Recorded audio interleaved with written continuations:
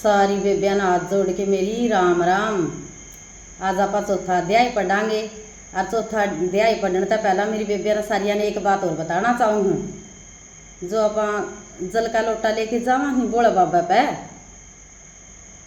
तो क्या करेगी गणखरी की बेबे। पहला गणेश पे चढ़ावेगी, कार्तिक पे चढ़ावेगी, माता पार्वती पे चढ़ावेगी, नंदी पे ना बेबे न्यू ना चढ़ाया करो। पहला तो तम जो शिवलिंग है नहीं उसके ऊपर बाबा बोला का सारा परिवार है। एक लोटा तो जल का ले जियो और तम के कहोगी ममने 3 महीने हो गए जल चढ़ा दे, 4 महीने हो गए ममने, 6 महीने हो गए ममने, साल हो गया भी ममने फल को नहीं मिलता। तो एक लोटा तो जल का ले जियो, वो तो हम बांट दियो सारा जाके ने। जो शिवलिंग का परिवार है उसके ऊपर तो मैं आज मैं बताऊंगी विधि विधानता जल चढ़ाया करो तो फल क्यों कौन मिलेगा, जरूर मिलेगा फल जब विधि विधानता पूजा करोगे। जान दे राइट साइड है नहीं जो सज्जा साइड है अपनी भाषा में समझाऊंगी। सज्जा साइड है उस साइड तो है गणेश और जो अपना खब्बा हाथ ने है नी उस पर है कार्तिक और जो बीच में मोटी सी लाइन है नी वह है बोल है कि बेटी छोटी सबसे छोटी अशोक सुंदरी और जो माता का कमल है जिस पर शिवलिंग विराजमान है फिर उस पर चढ़ाया करो। पहला तो गणेश पे फिर कार्तिक पे, जो गणेश वो है राइट साइड ने उस पर सज्जात ने, फिर कार्तिक पे फिर चढ़ाया करो माता अशोक सुंदरी पे, फिर न्यू जलाधारा करके ना न्यू गोल गोल जलाधारा करके फिर शिवलिंग पे न्यू दार छोड़ दिया करो। और फिर देखियो बेबे क्यों कौन मिलेगा फल जरूर मिलेगा। और एक और मेरी बेबे काम करे है सारी के करेगी बाबा बोला न्यू कौन कहता मेरे ऊपर एक बुकटा चौड़ा का चढ़ाओ ना बेबे, एक चौड़ का दाना साबत के करेगी गणखरी बेबे आवेगी और एक मुट्ठी शिवलिंग पर चढ़ा दिया चौड़ा की फूटे टूटे किसे भी हो सारे चढ़ा दिया ना, एक साबत दाना चढ़ाएगा उस बोला बाबा वे एक एक दाना चढ़ाया करो।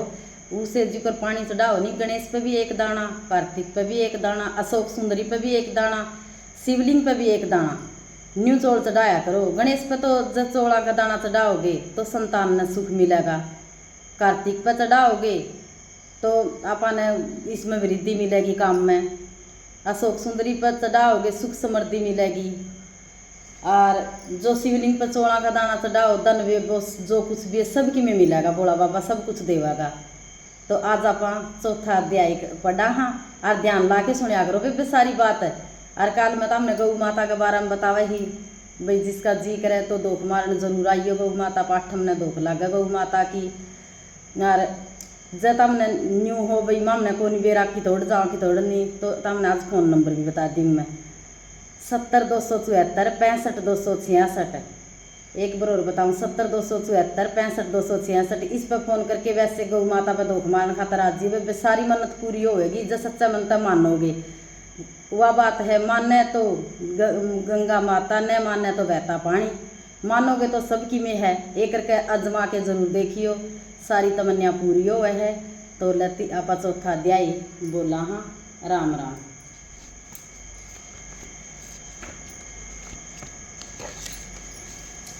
जय बोलो गणेश महाराज की जय। बरदालू नाम का एक राजा था, वह शिव जी का भगत था। शिव जी ने उसके लिए दिव्येश्वर नाम से अवतार लिया था। वह कथा ध्यान पूर्वक सुनिए। सिरबक रूपी शिव के प्रभाव से उसने शत्रुओं के राजा बरदायु पर विजय प्राप्त की थी। भगवान शिव ने बरदायु को सर्प के प्रभाव से ही उत्पन्न किया था। इसके बाद वे राजा चंद्रागन की पुत्री सीमांती से विवाह किया। वह अपनी पत्नी को लेकर वन में विहार करने चला गया। वन में शिव पार्वती उनकी परीक्षा लेने आए। शिव पार्वती ने दिव्य दंपत्ति का रूप धारण कर लिया। उन्होंने अपनी माया से एक सिंह को उत्पन्न किया और राजा बरदायु ने धनुष उठाया तो माया में सिंह ने झपट कर ब्राह्मण की पत्नी को पकड़ लिया। वह राजा के बाणों को झेलता हुआ भी ब्राह्मण की पत्नी को लेकर भाग गया। ब्राह्मण की पत्नी रोती चिल्लाती हुई बोली, हे स्वामी, हे प्राणनाथ, मुझे बताइए। स्त्री का अपहरण हो जाने पर ब्राह्मण जोर जोर से रोने चिल्लाने लगा। ब्राह्मण राजा से कहने लगा, तुम्हारे पराक्रम का क्या लाभ हुआ? तुम जंगली पशुओं से मेरी पत्नी की रक्षा न कर सके। जो क्षेत्रीय राजा अपनी जनता की रक्षा का सामर्थ्य नहीं कर रखता, उसे जीवित रहने का क्या लाभ है? ब्राह्मण की बात सुनकर राजा शोकाकुल होकर अपने दुर्भाग्य की निंदा करने लगा। वह विचार करने लगा, आज प्रारंभ में मेरी शक्ति नष्ट हो गई, मुझे अब अपने प्राण को त्याग देना चाहिए। ऐसा सोचकर राजा ब्राह्मण के चरणों में सिर रखकर उन्हें धैर्य देने लगा। हे ब्राह्मण देवता, मैं अपना साम्राज्य आपको सौंपता हूँ। इसके अतिरिक्त आपकी कोई और इच्छा हो तो उसे बताइए। यह सुनकर ब्राह्मण ने राजा से कहा, हे राजन, अब मेरी पत्नी नहीं है रही, अंत तुम अपनी रानी को मुझे सौंप दो। यह सुनकर राजा बोला, मैं अपना सर्वस्व दे सकता हूँ, परंतु स्त्री नहीं। पराई स्त्री का सेवन तो घोर अपराध माना जाता है। यह पाप तो किसी प्रायश्चित से भी दूर नहीं हो सकता। राजा की बात सुनकर ब्राह्मण रूपी भगवान शंकर बोले, मैं तुम्हारी भक्ति में प्रसन्न हूँ। मैं तुम्हारी परीक्षा ले रहा था, जिससे तुम उत्तीर्ण हुए। तुम वरदान मांग सकते हो। वह स्त्री मेरी पत्नी पार्वती है, जिसे मेरे द्वारा उत्पन्न किया गया सिंह लेकर भाग गया था। इसी कारण तुम उनका वध नहीं कर सके। तुम्हारे धैर्य की परीक्षा लेने हेतु ही मैंने तुम्हारी पत्नी को मांगा था। राजा ने शिव जी के चरणों में गिर कर शिव भक्ति का वरदान मांगा। इसके साथ राजा ने अपने माता पिता भरत भाइयों के लिए भी शिव भक्ति का वरदान मांगा। भरत भाइयों की पत्नी ने भी अपने पिता के लिए शिव भक्ति का वरदान मांगा। बोलो शिव शंकर भोलेनाथ की जय हो।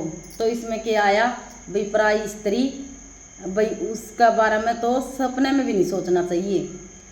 एक बात और कहूँ, अपने बेटा बेटियां की शिक्षा दे हूँ भाई, जो अपने तक बड़ी हो तो उसने माँ का समान देखो। जब बेटा हो, जो अपने तक बराबर की हो तो उसने बहन का समान देखो, अपनी बेबे का समान समझो। और जो अपने तक छोटी हो तो आप बेटी का समान समझना चाहिए।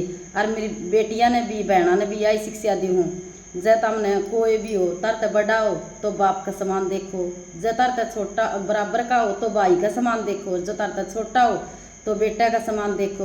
तो यह संस्कृति या दुनिया जब अपनी उस तरह चलेगी, कोई रिश्ता खराब नहीं होगा।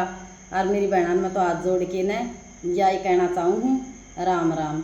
श्री शिवाय नमस्तुभ्यं, श्री शिवाय नमस्तुभ्यं, श्री शिवाय नमस्तुभ्यं, श्री शिवाय नमस्तुभ्यं, श्री शिवाय नमस्तुभ्यं।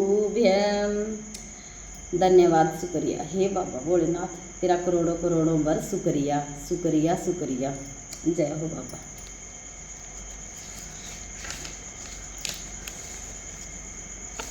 तो आज अपना चौथा अध्याय पूरा होया। और ध्यान ला के बेबे जरूर सुनिया करो।